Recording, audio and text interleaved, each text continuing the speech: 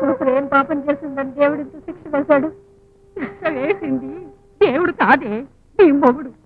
నెత్తి నోరు బాదుకున్నా నా మాట వినకుండా పెళ్లికి ముందే పిల్లలు కమిట్ చేయించాడు. ఏం కమిట్ చేయించావురా? అదేలేరా, నువ్వు నా కూతుర్ని చేసుకు తినాలని చేతులు చేయించాను. అసలు ఇదంతా నా మూలానే జరిగింది. ఆ రోజు నేను సింగపూర్ వెళ్లకుండా అబ్బాయితో పాటు పెళ్లి చూపులకు వచ్చినట్టయితే ఇంత ఘోరం జరిగి ఉండేది కాదు. రే, మనం వెంటనే జైలుకి వెళ్ళి ఏం జరిగిందో తెలుసుకున్నాం కదా.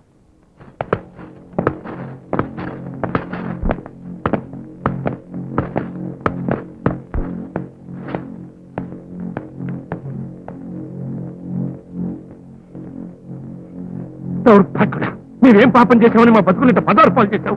నువ్వు కావాలనుకుంటే వేరు లక్షలు మరిచావనిరా. అభంశుభం తెలియని నా బిడ్డ జీవితంతో ఆటలాడుకుంటావా? నిన్ను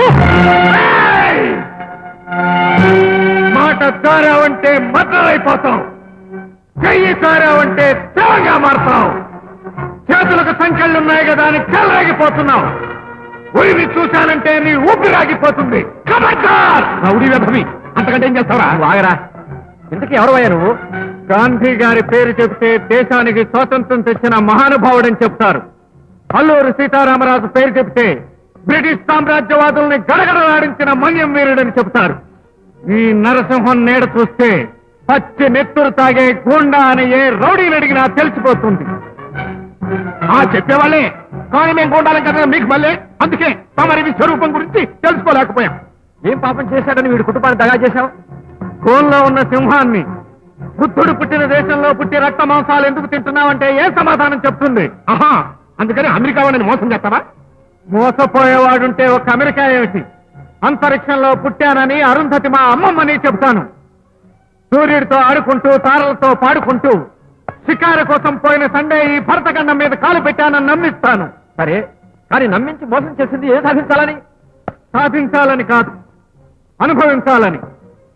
ఒకడు గుడిని మింగితే మరొకడు గుళ్ళో లింగాన్ని మింగుతాడు. ఒకడు దేశాన్ని దోచుకుంటే మరొకడు సాటి మనిషిని దోచుకుంటాడు. నాకు మాత్రం అందాన్ని, అందమైన కన్నెపిల్లల శీలాన్ని దోచుకోవటం అలవాటు. అందుకే పచ్చి కొబ్బరి లాంటి పద్మావతి మీద కన్నేశాను. తుమ్మిద పువ్వు మీద వాలినట్టు, గాలం చేపను పట్టినట్టు నీ కూతుర్ని పట్టేశాను. కానీ ఖర్చు లేకుండా, బోర్డింగ్ లాడ్జింగ్ తో పని లేకుండా నీ ఇంట్లోనే నీ అనుమతితోనే నీ కూతురుతో కాపురం చేశాను. That is Narasimha.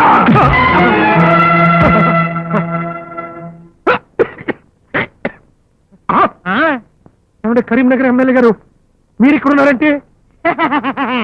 ఈడి కరీంనగర్ ఎమ్మెల్యే ఏంటండి, సైకలూరులో కటింగ్ మాస్టర్. అమ్మ డ్రైవర్ గా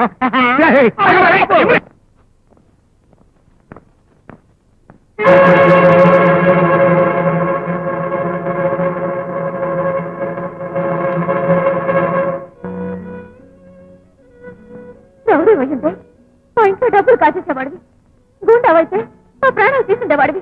అంతేకాని నా మెళ్ళ తాళి కట్టి నవ్వుల పాలు చేసుండేవాడివి కాదు. ఎవరు నువ్వు? ఆడపిల్లల పిచ్చితో నన్ను పాడు చేయడానికి వచ్చిన వాడివైతే వచ్చిన రోజు మోసం చేసిపోయేవాడివి. అంతేకాని ఆప్తుళ్ళ రైతు కూలీల కన్నీళ్లు తుడిచేవాడివి కాదు.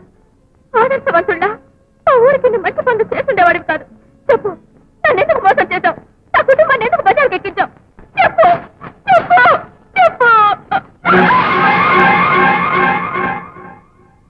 అతను ఉరిశిక్ష పడ్డ ఖైదీ అండి. వారం రోజుల్లో ఉరి చేయబోతున్నాం. అయితే మాత్రం ఏంటి సార్, వాడు నన్ను పెట్టినటువంటి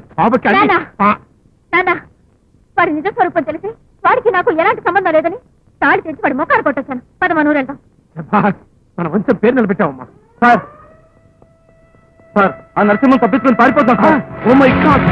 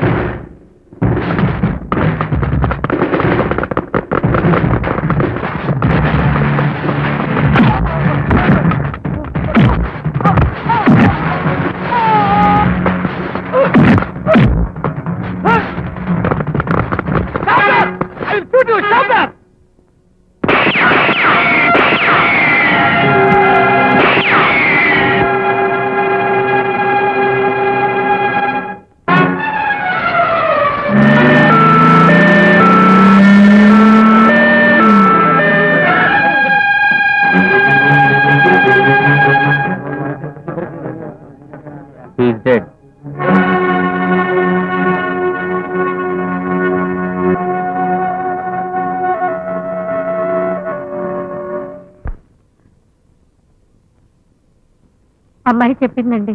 ఏడవమనా? ఎంత కాదనుకున్నా అతను మన అల్లుడు కదండి. అల్లుడు ఎవరికి అల్లుడు? ఇంకోసారి ఆ కోత కూర్చోమంటే నేను ఎత్తి బావిలో పడేస్తా.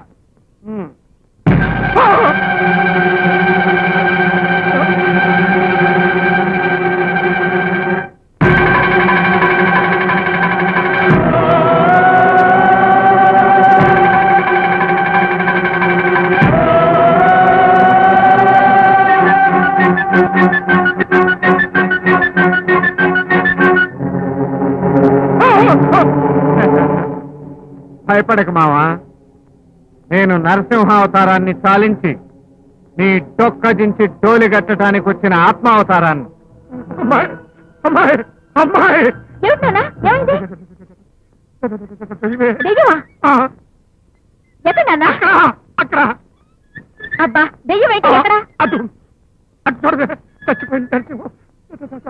దెయ్యమై ఉంటాడే. అదిగో దెయ్యమే రావడం ఏంటన్నా? అసలు ఎక్కడా? పిచ్చి మొక్కమా, శ్రీకృష్ణ పరమాత్ములాగా అటు ఉయ్యాల బల మీద సరి కొట్టేసుకుని కూర్చుంటే ఎక్కడ అంటాను? అమ్మో అడుగు. నువ్వు మరీ చెప్పానన్నా. మరీ చెప్పడం అంటే నీ కళ్ళు ఏమైనా కాకులు పెట్టేసినా? నాకేమైనా చత్వారం వచ్చింది అనుకుంటున్నావా?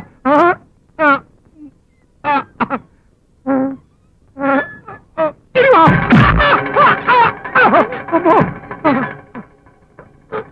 ఇప్పుడు నేను నమ్ముతా ఉంటే నమ్మడం వేసినానా? ఖాళీ ఉయ్యాల దగ్గరికి వెళ్ళి ఎగిరొచ్చి పడ్డావు. అవునా?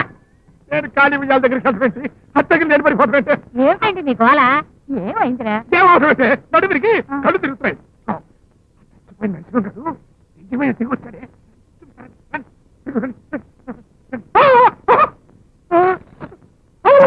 ఉయ్యాలు కలిగి ఉందంటే ఇందాక కూడా ఖాళీగానే ఉంది. దెయ్యం ఏమిటి, ఉయ్యాలేమిటి? మాకేం అర్థం కాల. అదే నాకు అర్థం కావట్లేదమ్మా. జైల్లో చచ్చిపోయిన మనిషిని పట్టుకుని దెయ్యం అయ్యాడు, ఇంటికి వచ్చాడు, ఉయ్యాలు ఊగుతున్నాడని పిచ్చి పిచ్చిగా మాట్లాడుతున్నాడు మా నాన్న. నేను పిచ్చి పిచ్చిగా మాట్లాడుతుంటే అమ్మ తోడు నేను ఈ కళ్ళతో చూస్తానే. ఇదిగో, మీరు ఆ రౌడీ గురించి ఎక్కువగా ఆలోచించి బుర్ర పాడు చేస్తున్నారు.